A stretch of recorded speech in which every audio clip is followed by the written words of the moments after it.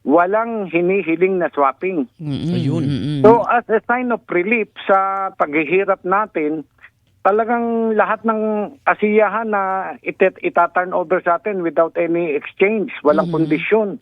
Kaya ganun na lang po ang saya ng ating mga ahente at pati si SILG, siyempre. Opo.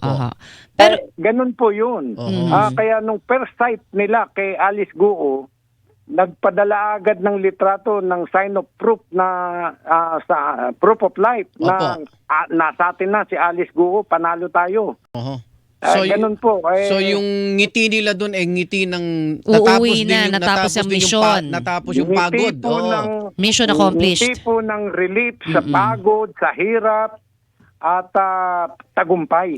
Oho. Sana Oho. maunawaan nga ng publiko. Okay. Oho. Pero- Ngayon ho, Opo.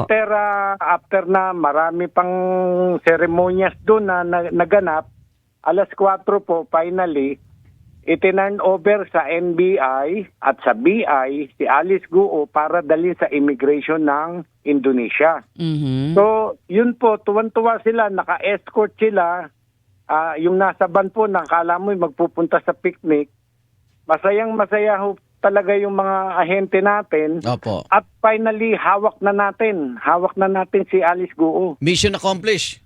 Mission accomplished, sir. Ganun po ang paliwanag nila sa akin at naunawaan ko naman na ayun na nga, finally, pagdating sa immigration, tinurn over naman namin kay SILG.